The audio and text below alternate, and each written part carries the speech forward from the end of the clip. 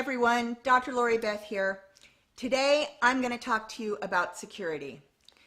When you feel secure in a relationship, you know you can say anything to your partner and your relationship will last through thick and thin. When a relationship is secure, you feel you can be seen however you are, and you know that your relationship is strong enough for the long haul. A secure relationship means that you can bring anything to your partner. You can laugh, you can cry, express your anger in front of them, talk about your failures, your successes, the things you hope for the future, and know that they will be able to hear you. When a relationship is secure, we're interested in everything to do with our partners. We're interested in their thoughts, their feelings, the things that they hope for the future, their desires, their worries, all of their inner life, in addition to all the things that they have got going on day to day. And they're interested in ours. I can hear you laughing at the moment. The last thing you want at the end of a day, where you've been working all day or taking care of the baby or both, is to hear everything about your partner's inner life. I'd like you to humor me for a second. Close your eyes and think back to the beginning of your relationship. Remember when everything was new. Everything about your partner was exciting. Everything was interesting. You wanted to know all about them. You wanted to know about their life before you. You wanted to know about growing up in their family. You wanted to know about the traumas that they'd had and how had they weathered them. You wanted to know about their failures, their successes, the hopes they had for the future, their desires, their dreams. Remember that part of the relationship where you felt so safe and so secure that you could share anything with that partner. You could talk about your hopes and dreams, your fears, your failures, and even that secret fantasy that you'd never shared with another living soul. Now, open your eyes. How do you feel? Do you feel some of that feeling you had at the beginning of the relationship and remember how that felt? Do you feel a little excited? Or do you feel regret, perhaps because the present isn't like the past? If you can recapture those feelings from the beginning of the relationship, that excitement, just from focused remembering, you'll be able to recapture it in your relationship. And if you feel a bit of regret, that's good because it highlights the fact that you're still interested in this relationship, and so you'll be able to rekindle those feelings as well. Perhaps you're interested in your partner's day-to-day life. You still have an interest in her inner world and in what's going on and her hopes and fears. Maybe not those deep, long-ranging hopes and fears, but certainly in planning next year's holiday and talking about the impending house move. If you're not interested, perhaps you'd think about why. Is it because you're tired? You're just full to the brim of information and you're not sure that you can really take on any more? Does it have to do with the way you predict your partner will react, or things you remember from past relationships? Or perhaps it's just the current state of your relationship. Our willingness to share with our partners depends on our confidence relating to their reactions as well as ours. And the more we're able to share with our partners, the more the security in our relationship will deepen. Abraham Maslow was a psychologist who created a hierarchy of needs. This was his understanding of the motivational principles that drive all of us, regardless of whether there was a reward involved or any sort of unconscious desire. He considers these to be universal motivating principles.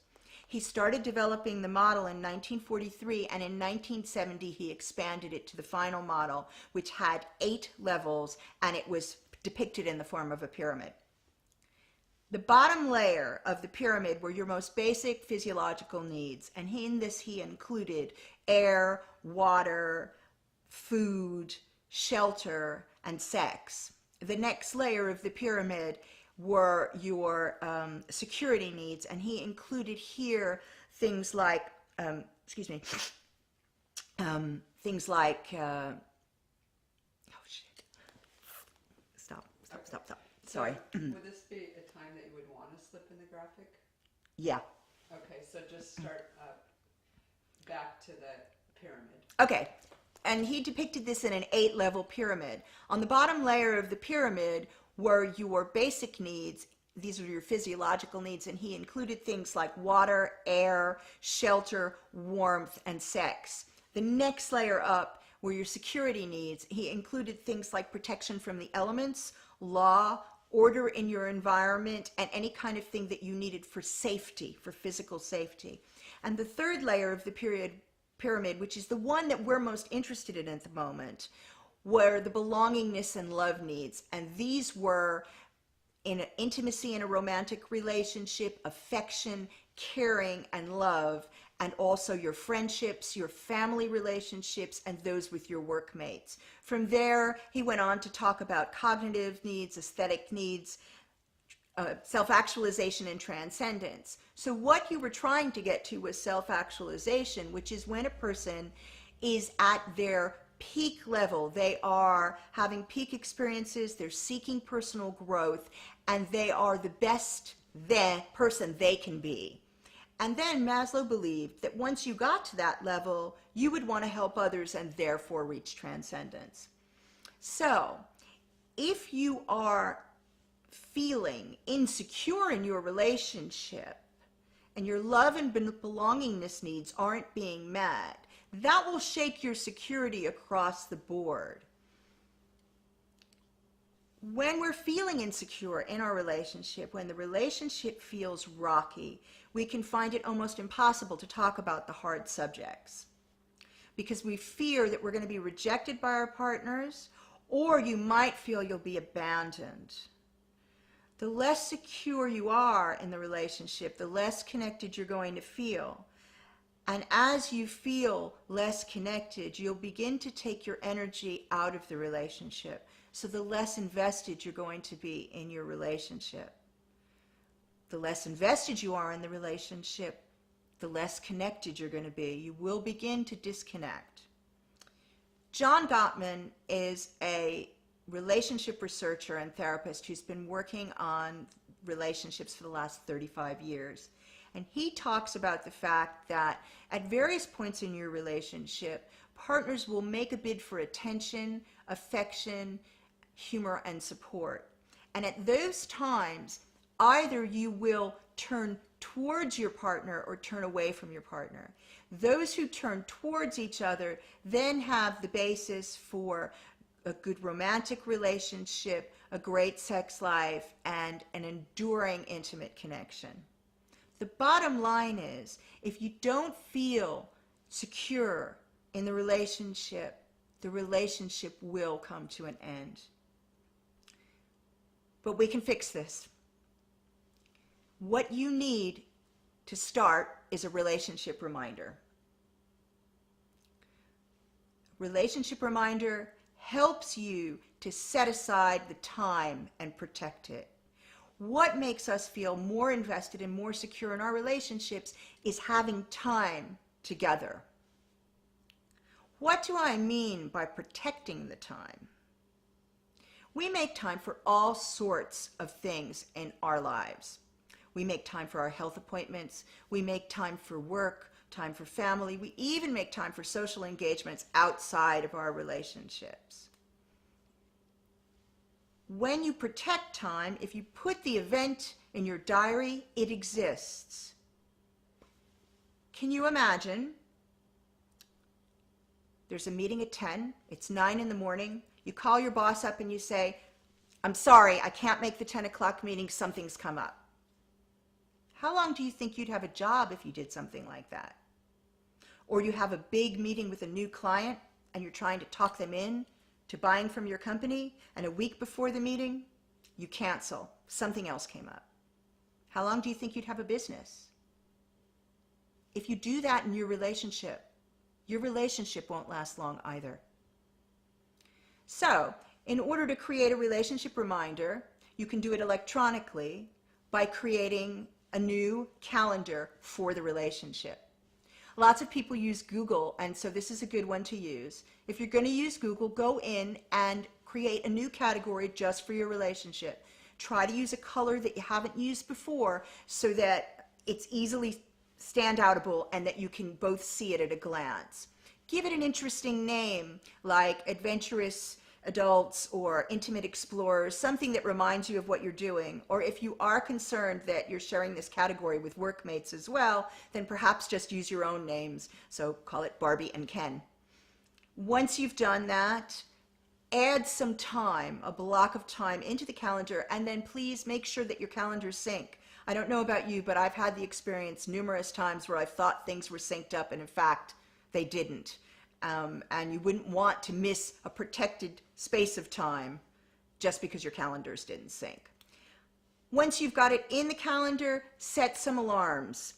You might choose to use music as an alarm. You could choose to use something specific to the relationship. One couple I worked with, they made an alarm that was laughter. Another couple I worked with set an alarm that was their favorite sexy dance tune. And a third couple actually recorded a very intimate alarm where they used personal endearments. Although if you're going to do that, I'd be careful about who else could hear it. I don't think I'd feel terribly comfortable doing that. However, you've got all sorts of choices here. Perhaps you don't feel like using electronic means. Go ahead and go old school then. Get yourself a paper calendar. Buy one that has pictures that you like, or create one with imagery from your own relationship. That gives you a nice, hard reminder of the experiences that you've had and the fun that you've been having together. You can look back on that and really relive all those memories. Or perhaps you want to get a whiteboard so that you can easily take things out and replan if situations change. Get creative, use different colors, make sure that it's in a place where you could easily find it, give it a place of honor. One couple I worked with hung it on their bedroom wall. Another couple I worked with had it just by the front door so that as they left the house in the morning, they would be sure to be reminded of whatever it was that they were planning to do that day. You can combine old school and new school, and you can give yourself reminders and alarms on your phone. So you can then use your partner's ringtone or perhaps create a new alarm just for your partner. Whatever you do, just make sure that what you're doing is protecting that time. So once we've created a space for the time and protected the time, what are we going to put in it? What's important is that we have focused quality time together. And I know that in modern life this can feel almost impossible. Multitasking is expected, and most of us multitask. People can expect you to respond to an email within seconds or minutes of receiving it. They expect you to be available 24/7. If you're not available 24/7, the pressure is that you will miss opportunities. But if you are available 24/7, you may lose your relationship. It's really hard to clear that time, but it's really important to try to do so. So sit down, and if you can, clear 30 minutes and have a conversation about what you might like to do. You could make a game out of this and take 5 minutes and write down everything you can think of that might be fun to do together. Don't censor, don't worry if it sounds silly, don't worry how it looks, just write it down. And then rate everything from 0, no interest, to 5, very interested. Throw out everything below a 4 and take those items and talk about the 4s and the 5s to make sure things are practical. Do you even want to do this, and what can you agree on? And then once you've got the final list, rank that in order of interest to do. Now, once you've done that, I'd like to talk about what you could put in there that might get you out of the relationship rut. You know, a lot of us, for date night, it's become really popular to just go to dinner, and people can often find it very difficult to think about other things to plan. What I'm going to invite you to do is actually try and plan something unusual, something you normally wouldn't do. So perhaps you might want to learn a skill together. Cooking classes are good, or maybe learn a new dance or a sport, or take up a game together. Anything that gives you that focused time together. If you're not interested in learning a skill, perhaps you want to visit a place that you've never been before. If the autumn leaves are out and it's beautiful and you don't usually make time to go out into the woods, maybe take a picnic and go out to the woods. or perhaps you want to visit an offbeat museum, or maybe go to a tourist attraction in your local area that everybody asks you about but you never made time to go to before. Whatever it is, just make sure that you're doing it together and you're enjoying that nice focused time. Remember, the keys to security in a relationship are making time for each other, making sure that you're giving your partner your full focus, and making sure that you're having exciting experiences together. Tomorrow, I'm going to come back and talk about something that is absolutely vital to keeping your relationship going strong. I hope you'll join me then. Bye.